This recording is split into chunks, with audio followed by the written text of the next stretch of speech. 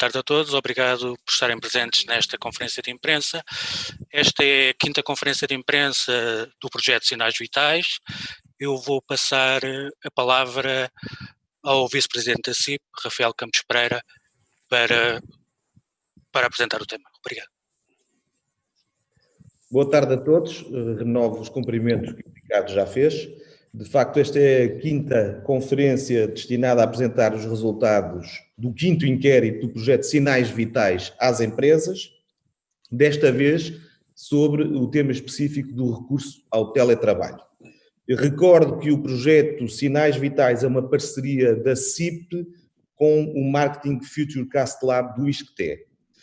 Tem como objetivo responder à necessidade de informação credível e atualizada sobre o que pensam os empresários e os gestores de topo das empresas portuguesas nesta situação de exceção que atravessamos atualmente. O projeto beneficia do trabalho desenvolvido por um conjunto de associações que integram a CIP junto das empresas respectivas e tem sido fundamental para o processo de recolha da informação. É um inquérito significativo e, uma vez mais, o número de respostas esteve muito próximo das 1000 respostas. E, portanto, passo de imediato, conforme habitualmente sucede, a palavra à professora Hélia Gonçalves Pereira, do Marketing Futurecast Lab do ISCTE, para apresentar os resultados do inquérito. Senhora professora, obrigado. Ok, muito boa tarde a todos. Eu vou então compartilhar a tela e procurar muito rapidamente pular aqui em slideshow. Muito bem, penso que neste momento todos verão. Estamos então, como já foi dito, perante o quinto trabalho desenvolvido em parceria com a CIP, pelo Marketing Futurecast Lab do ISCTE. Dou-vos mais uma vez as boas-vindas, é a quinta segunda-feira que aqui estamos. E desta vez sobre o tema da utilização de um novo modelo de trabalho, o teletrabalho, tão fortemente debatido nestes últimos meses, neste contexto de pandemia.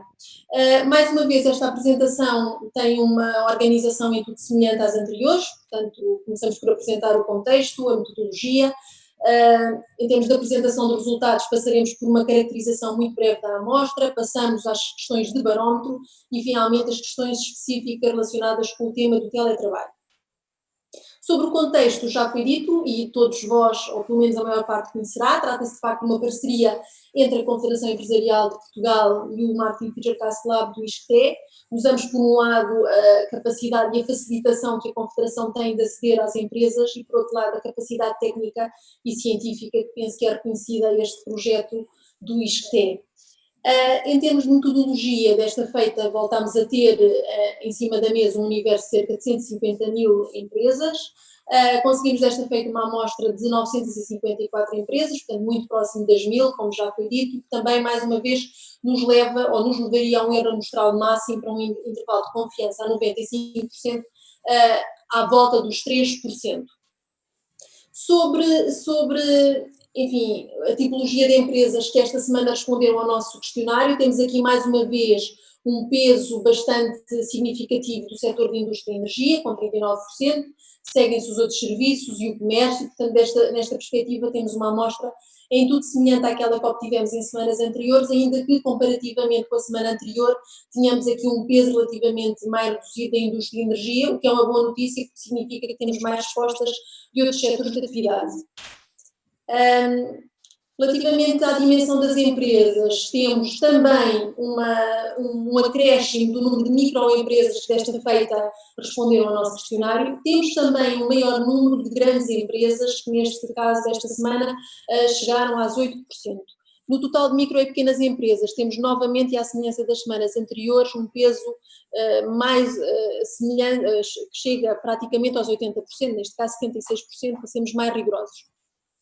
Relativamente às questões de barómetro, e começando pela primeira, que nos tem juntado aqui todas as segundas-feiras, qual a opinião que as empresas têm sobre os programas de apoio do Estado português?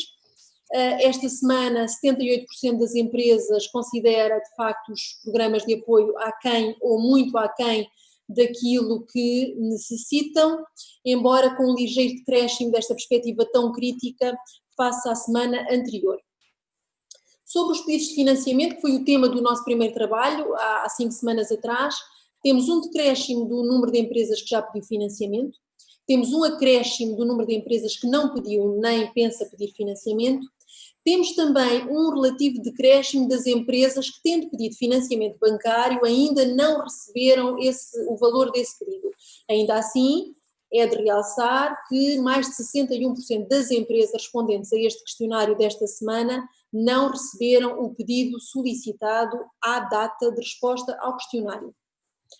Sobre a questão do layoff, que foi o tema da segunda semana desta nossa parceria, 35% das empresas respondentes já pediu layoff simplificado, 59% da nossa amostra assume que não pediu nem pensa vir a pedir. Quarta questão do barómetro, opinião sobre os apoios da União Europeia para a retoma económica. Temos que 51% dos responsáveis empresariais considera as medidas da União Europeia pouco ou mesmo nada adequadas. Temos, uma coerência relativamente à opinião daqueles que consideram estas medidas adequadas, mas que não supera os 5% destes respondentes. Finalmente, sobre aquela que foi também desde o início uma questão de barómetro, o funcionamento das empresas, podemos ver que temos o tecido empresarial português cada vez mais a laborar, em pleno funcionamento. 61% das empresas assume estar neste momento em pleno funcionamento, o que, se somarmos àquelas que assumem estar parcialmente em funcionamento, que são 34%, temos neste momento 95% das empresas a trabalhar. Passando à questão, ou às questões específicas relativamente ao tema desta semana de teletrabalho. Perguntámos inicialmente se a atividade da empresa permite teletrabalho, pelo menos para alguns dos trabalhadores. A resposta em 63% dos casos é que sim, a atividade permite teletrabalho. E destas empresas, 92% delas assume que adotou teletrabalho neste período, embora, como poderão ver pelo gráfico da direita, na maioria dos casos de forma parcial. Portanto, 74% desta amostra que assume ter adotado em parte teletrabalho, assume tê-lo adotado de forma parcial, apenas 26% diz que ocorreu para 100% dos trabalhadores. A maior parte das empresas não tinha experiência prévia de teletrabalho, é aquilo que podemos retirar daquela que foi a nossa quarta questão deste questionário. 62% não tinham uma experiência anterior de teletrabalho, mas, e como poderemos ver também nas próximas respostas, ou na análise das próximas respostas, existe aqui uma perspectiva positiva relativamente quer à capacidade de resposta dos colaboradores, quer à capacidade da empresa. 86% neste caso dos respondentes afirma que os processos internos foram facilmente executados em teletrabalho, quer ao nível de gestão, ao nível administrativo, ao nível de suporte informático, os procedimentos ocorreram de uma forma adequada.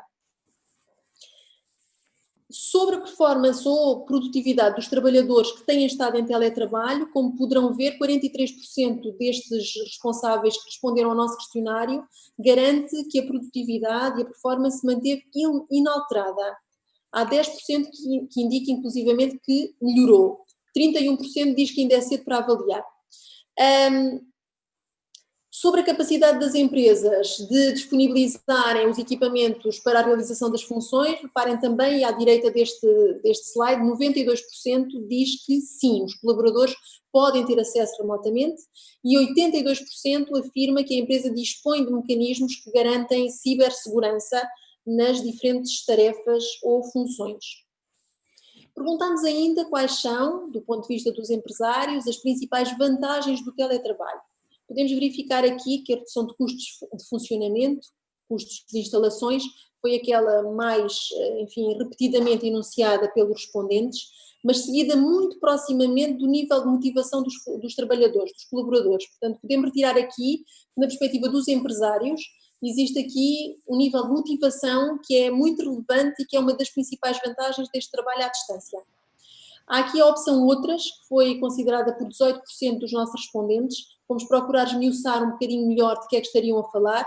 Naturalmente que o teletrabalho evita despedimentos imediatos, permite manter a produtividade ao mesmo tempo que permite algumas tarefas domésticas e também tratar de filhos que em muitos casos são menores.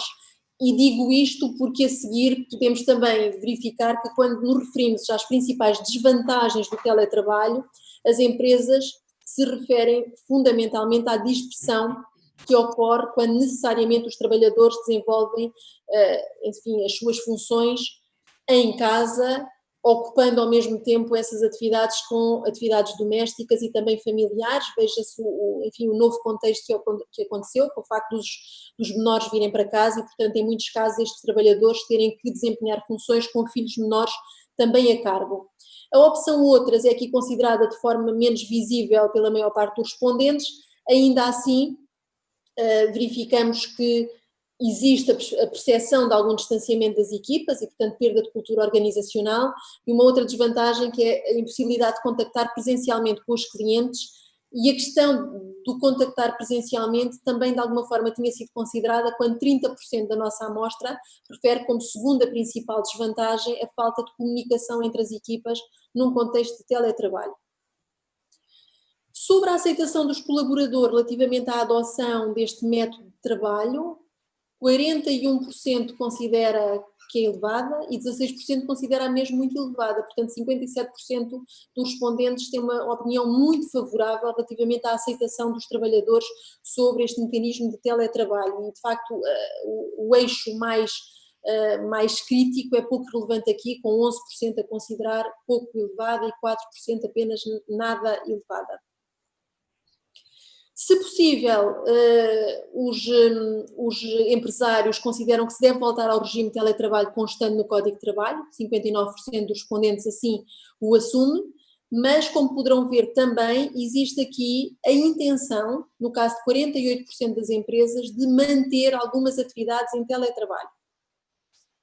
Qual a solução que se considera preferível na perspectiva de manutenção de um contexto algo híbrido? Como poderão ver, enfim, a resposta mais frequente é de garantir teletrabalho durante 3 dias e 2 dias presencialmente, seguido até, como poderão ver, de uma perspectiva mais entusiástica relativamente às vantagens do teletrabalho, onde 22% da nossa amostra refere que gostaria ou acharia adequado ou preferível garantir teletrabalho todos os dias da semana com idas pontuais à empresa.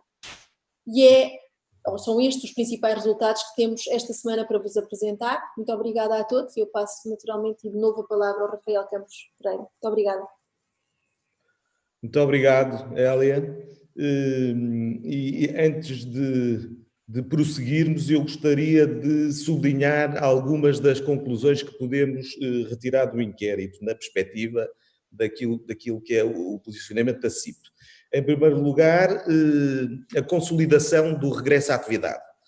Não podemos falar exatamente em retomar a atividade, porque houve setores que nunca a suspenderam e houve empresas que não pararam, mas de facto, apesar de ter havido, e mesmo ainda prosseguir alguns setores e alguns segmentos da economia que foram obrigados e por determinação legal tiveram que fechar, mas neste momento já 95% das empresas estão a trabalhar em pleno ou parcialmente, e isso é muito significativo. Também é significativa a avaliação negativa que os empresários e gestores fazem dos apoios do Estado.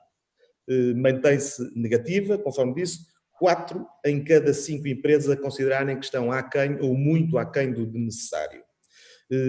Curiosamente também, embora se calhar não com tanta intensidade, mas também é negativa a avaliação feita dos apoios da União Europeia, com mais de metade dos inquiridos a considerarem inadequados. Sobre o tema específico desta semana, que é o teletrabalho, fica evidente que as empresas aderiram muito rápido e significativamente a este recurso, a esta forma a esta modalidade de trabalho, e mais de 90% das empresas que o poderiam fazer, fizeram. Todos sabemos que havia alguma inexperiência em termos globais por parte das empresas relativamente a esta modalidade de trabalho, mas mesmo assim verifica-se que parece ter funcionado. Os resultados indiciam que a produtividade se manteve ou, inclusivamente, aumentou. Também é verdade que as empresas dizem e referem que estão a garantir, há uma garantia de cibersegurança e, portanto, que houve investimentos nesta área e com o advento do teletrabalho isso parece especialmente importante. E também é de sublinhar a aceitação dos próprios trabalhadores, que em 57% dos casos foi elevada ou muito elevada. E quase metade das empresas tem a intenção de continuar a ter teletrabalho, mesmo depois de ultrapassado este quadro de exceção, embora as empresas de facto se sintam mais confortáveis com o regresso ao regime que está previsto no Código de Trabalho, com acordo entre as partes para o recurso ao teletrabalho. E, portanto, estas são as conclusões que, no entendimento da CIP, podemos retirar do inquérito. Por outro lado, conforme é hábito, quem nos tem acompanhado sabe que normalmente está sempre um representante de um setor ou de uma região para também se pronunciar especificamente sobre as questões relacionadas com a região ou o setor que representa. Neste caso concreto, hoje temos presente também nesta conferência de imprensa o Jorge Henriques, que é o presidente da FIPA, que representa o setor agroalimentar e é meu colega na comissão executiva da CIP. E eu dava a palavra então ao Jorge Henriques para exatamente abordar a questão específica do setor agroalimentar. Jorge. Obrigado, Rafael. Queria cumprimentar todos os senhores jornalistas presentes nesta conferência da CIP e dizer-vos que, do ponto de vista da indústria agroalimentar e das bebidas, que represento enquanto presidente da FIPA, como disse o Rafael, e enquanto vice-presidente da CIP, dizer-vos que, dada a especificidade do setor, que resulta da necessidade de disponibilizar alimentos diversificados e seguros a todos os portugueses, esta indústria naturalmente não podia parar. Como, aliás, aconteceu com muitos outros setores que connosco trabalham diretamente e que vão desde as operações de transporte até às operações logísticas e todos aqueles que na área da reparação e manutenção estiveram presentes desde a primeira hora. A cadeia de abastecimento não sofreu, contrariamente ao que foi previsto num primeiro momento, não sofreu nenhuma ruptura assinalável, mesmo tendo em linha de conta a corrida inusitada que se verificou nas primeiras semanas aos pontos de venda, independentemente da sua dimensão. Mas foi, naturalmente, o encerramento do canal Horeca e a paragem praticamente de um só golpe do turismo que impôs uma alteração profunda na organização do trabalho no setor da indústria agroalimentar. Reestruturaram-se a produção e ajustou-se naturalmente todos os planos de trabalho e as equipas nos locais de produção. Por outro lado, as equipas de vendas ficaram em casa na impossibilidade de visitar clientes que naturalmente estavam encerrados, apenas trabalhavam em regime de takeaway e a partir desse momento generalizou-se e adaptou-se o teletrabalho ao nível das áreas administrativas e de back-office comercial. Nós calculamos que 20% a 30% dos colaboradores do setor da indústria agroalimentar terão estado até ao momento em teletrabalho. Quer dizer que mais de 22 mil, entre 22 mil e 30 mil colaboradores realizaram a partir das suas casas uma parte extremamente significativa das suas tarefas. A retoma progressiva e assimétrica da atividade impõe naturalmente neste momento novos desafios, quer no que toca à segurança dos colaboradores, com a adaptação das instalações a esta nova realidade, quer no que toca à implementação dos novos métodos de trabalho. Desconfinar, certamente, que vai ser muito mais difícil do que foi confinar. Nós vamos encontrar-nos com uma realidade extremamente difícil, por um lado, pontos de venda que vão retomar muito progressivamente e, em algumas situações, muito lentamente a sua atividade. Basta dizer que, por exemplo, a quebra do canal Horeca vai representar para o VAB da indústria agroalimentar um peso negativo entre 5% e 10%, como foi estimado pela PricewaterhouseCoopers. Isto representa naturalmente para muitas empresas uma parte significativa daquilo que é a sua rentabilidade. para algumas das empresas, nomeadamente as de bebidas, em que o canal HoReCa representa entre 40% e 50% da sua atividade e, portanto, da sua faturação, esse mesmo canal tem um peso de quase 70% na sua rentabilidade. Isto prova também, de alguma forma, como os diferentes setores da distribuição em Portugal têm pesos completamente diferenciados naquilo que é a atividade das empresas e nomeadamente de um setor que tem ao longo dos últimos anos naturalmente vindo a recuperar, mas que de uma certa forma tem ainda muito da sua rentabilidade hipotecada a uma forma de concentração que temos ainda hoje em Portugal. Este desconfinamento traz para o setor naturalmente desafios extremamente importantes. Por um lado, há que manter as redes de abastecimento a nível das matérias-primas no contexto interno.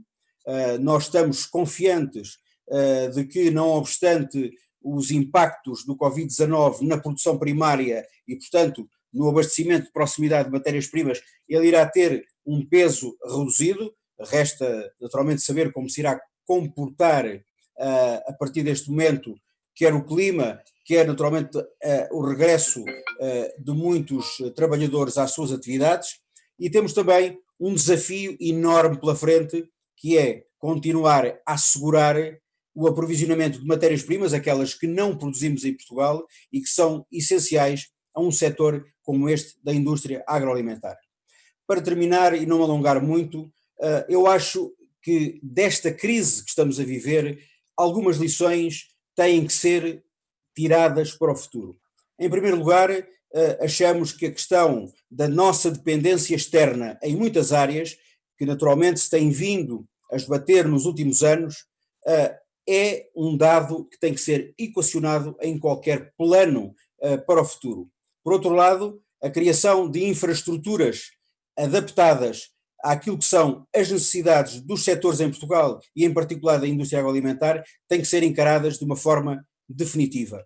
Nós não podemos ter portos que são simultaneamente os menos eficientes da Europa e os mais caros da Europa.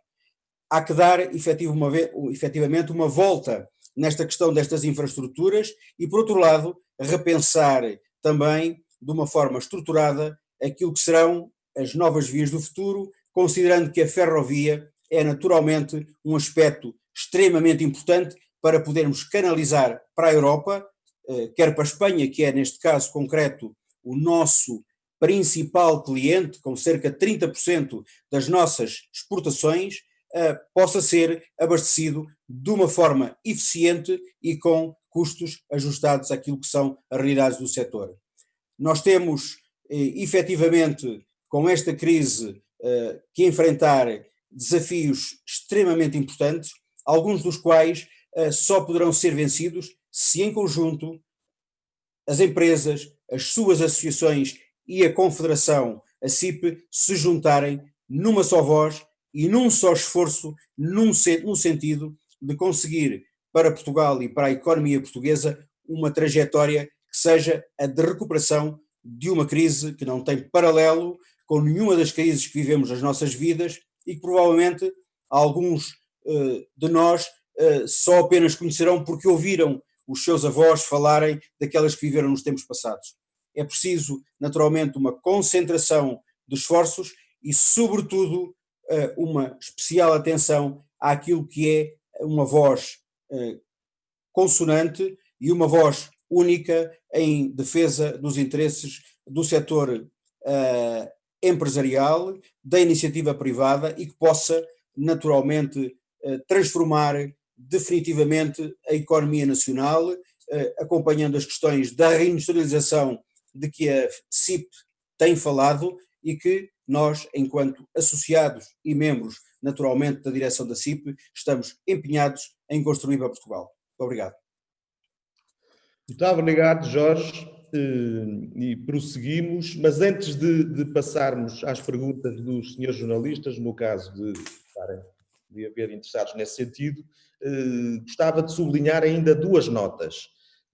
por um lado, que é muito preocupante que 61% das empresas que recorreram às linhas de crédito Covid-19 ainda não tenham recebido o respectivo financiamento. E isto é o que resulta também deste inquérito. E, por outro lado, também tal como conforme resulta do inquérito, o layoff simplificado continua a ser crítico para as empresas e é muito importante que haja, de facto, a possibilidade de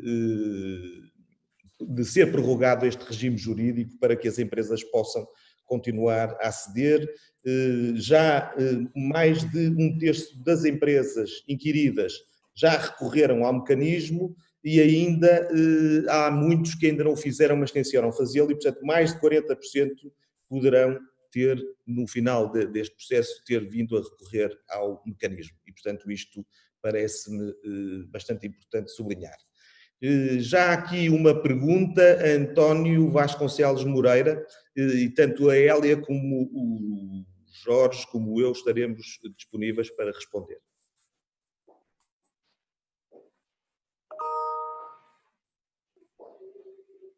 Boa tarde. Boa tarde, conseguem-me ouvir? Sim, perfeitamente. Boa tarde. Espera lá, vou só aqui ligar o vídeo, vi que não estava. Boa tarde. Eu tenho duas perguntas, uma sobre o objeto hoje aqui tratado, que é sobre o teletrabalho, e uma de âmbito mais geral. Sobre o teletrabalho, eu gostava de perceber se a CIP concorda com uma possível revisão da legislação sobre o teletrabalho no sentido de o cimentar cada vez mais.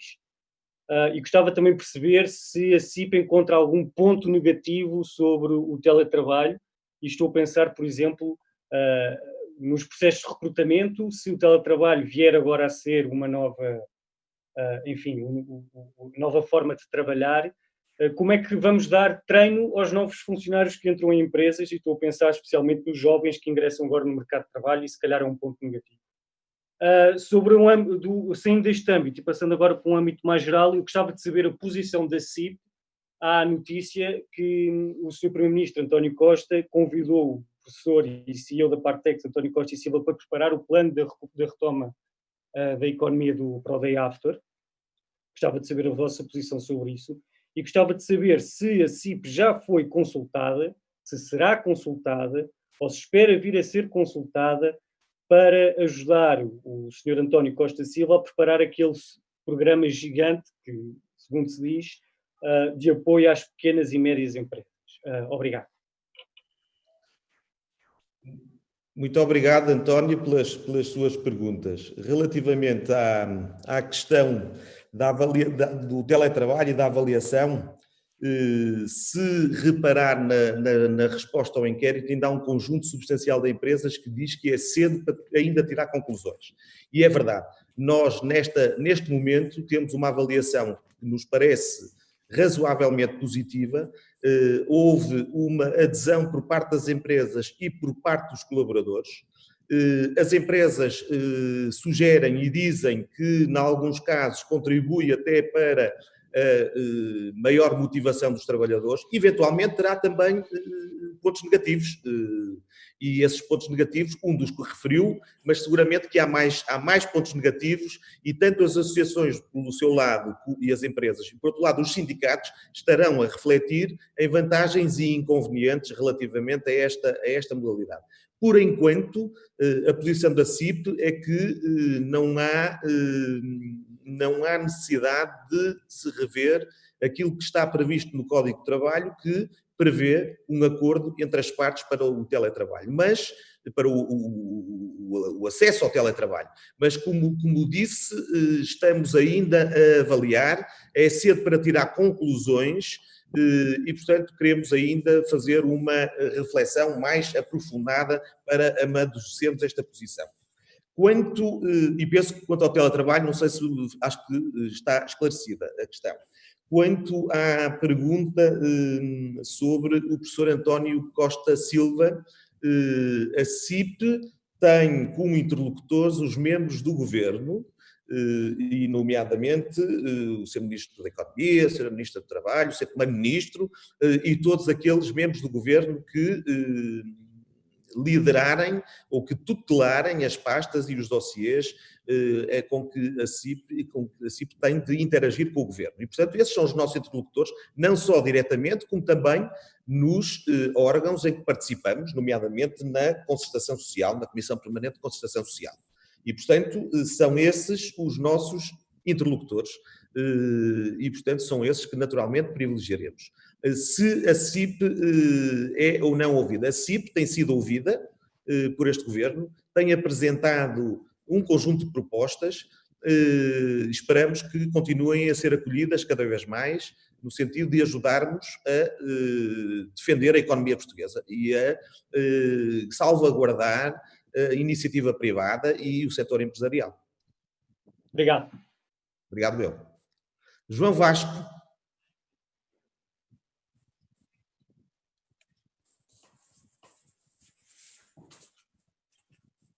Boa tarde. Eu gostava de saber se a CIP concordará com um modelo de layoff em que as empresas voltem a pagar TSU e em que a Segurança Social contribua menos para pagar salários aos trabalhadores. Queria também saber se concordam, veem com bons olhos um eventual modelo de layoff faseado, em que os trabalhadores que ganhem um valor mais próximo do salário mínimo possam ter uma retribuição em layoff mais elevada e quem ganhe menos poder perder mais. Parece que esse pode ser um dos modelos que irá entrar em vigor, pelo menos de acordo com notícias de alguns jornais, é esse modelo que está a ser estudado pelo Governo. Eu só, se me permite, João, eu disse o modelo, eu não sei se percebi bem a questão de quem estiver mais próximo do salário mínimo perder mais, não percebi. Dizia, não, ao contrário, quem está mais próximo do salário mínimo que se ver menos, posso-me ter exprimido mal, e que quem ganha mais ter uma perda superior, não é? A perda ser de o trabalhador receber o salário quase na totalidade, se ganhar um valor mais próximo do salário mínimo, se ganhar, por exemplo, 1.700 ou 1.800 euros, ter uma perda de 70% ou 80%. De 20%, admito, que não a perda... Sim, exatamente. Mas, repare, eu nesta fase seria prematuro estar a dizer se a CIP aceita ou não, se entramos numa fase em que, eventualmente, estamos a refletir em conjunto, tanto todos os parceiros sociais e o próprio Governo. A verdade é que a medida, o layoff simplificado, tem sido muito importante para ajudar as empresas com os recursos que, de facto, os nossos recursos de cidadãos, dos contribuintes, cidadãos e empresas confiados ao Estado, para, numa situação como esta, de facto, ajudar a resolver problemas muito específicos gerados pela pandemia. E, portanto, nós entendemos que seria aconselhável manter um regime de layoff em que exista, de facto, essa isenção das contribuições para a Segurança Social e em que haja um esforço por parte da Segurança Social no sentido de participar nestes prejuízos no sentido de prejuízos que todos sofreram e para manter as empresas em funcionamento. E, portanto, aquilo que é importante é saber se verificam ou não os requisitos de acesso ao layoff, ou seja, se mantiverem aqueles que são os pressupostos para que as empresas possam aceder ao layoff, parece-nos que este modelo tem sido ajustado. Admitimos que o modelo possa evoluir e que possa ter nuances que possam ser em função por exemplo, do que referiu, a questão salarial. E eu penso que neste momento quem ganha mais próximo do salário mínimo já acontece, tem um prejuízo menor, porque ninguém pode ganhar menos do que o salário mínimo no layoff. E, portanto, o que tenho ouvido dizer é que, eventualmente, salários um bocadinho mais altos vão ter cortes menores. Que é essa a intenção, eventualmente, de alguns dos parceiros. Eventualmente, é preciso refletir, saber em concreto quais são as medidas. A CIP considera importante manter um regime de layoff que salvaguarde os interesses de ambas as partes. Parece-nos que o modelo que tem sido seguido até agora tem sido bastante equilibrado. Agora, reconheço e reconhecemos que há nuances, têm a ver com as questões salariais, mas também têm a ver com, provavelmente, uma maior diferenciação entre, repare, no modelo atual, nos salários mais baixos, quem está com o contrato suspenso, quem trabalha um dia, quem trabalha 2 dias ou quem trabalha 3 dias, praticamente ganha a mesma coisa. E se calhar aí deverá haver algum ajustamento no sentido de criar aqui maior equidade e maior justiça. E, portanto, não só na perspectiva dos trabalhadores, como também na perspectiva da gestão dos recursos humanos. Obrigado. Obrigado. Isabel Patrício.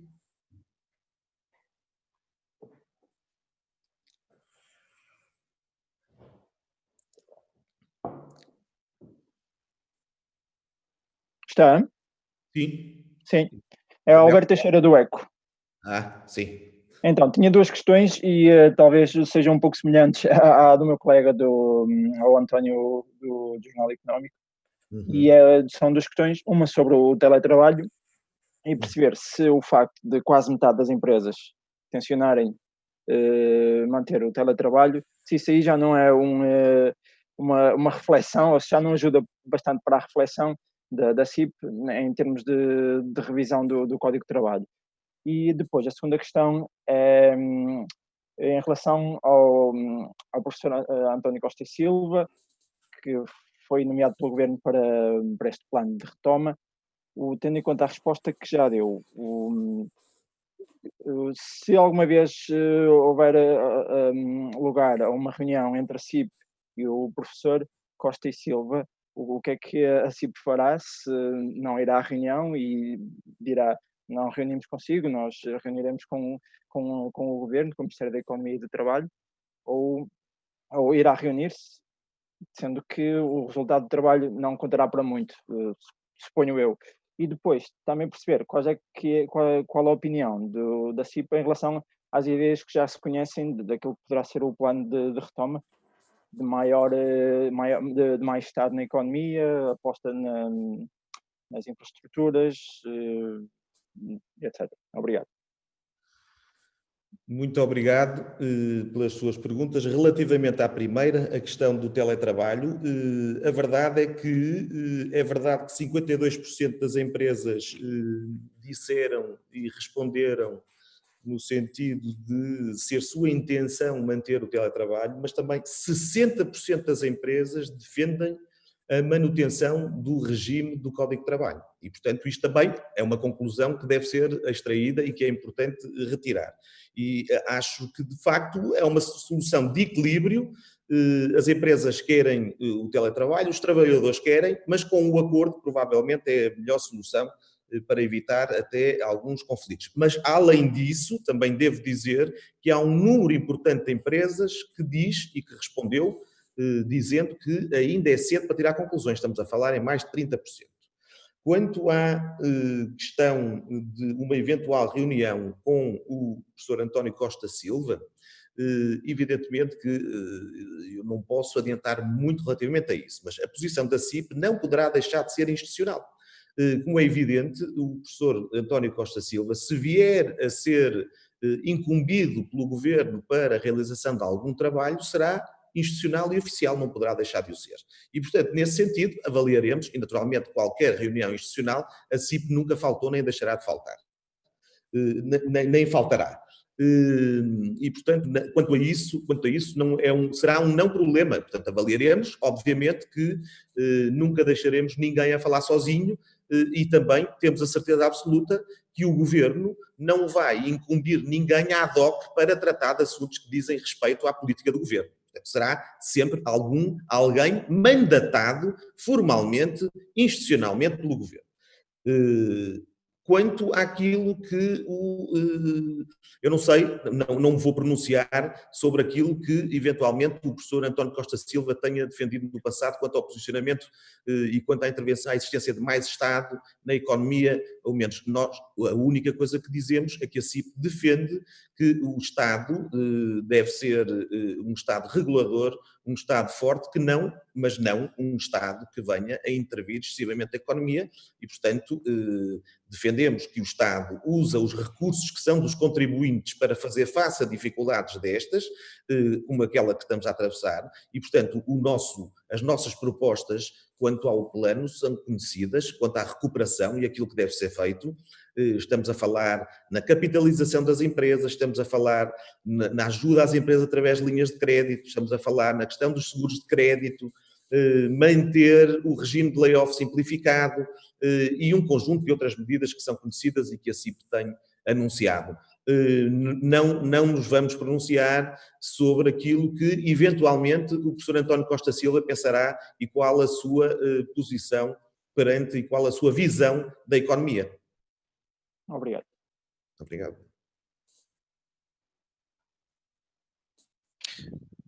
Não temos mais perguntas da sala, mas temos uma pergunta da Marina Conceição, que está com problemas de comunicação e não a consegue fazer de viva voz.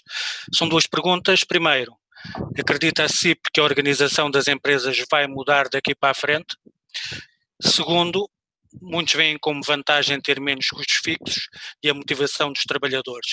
Essa pode ser uma solução adotada de forma mais permanente e que melhora também as contas das empresas? Pode ser encarada dessa forma?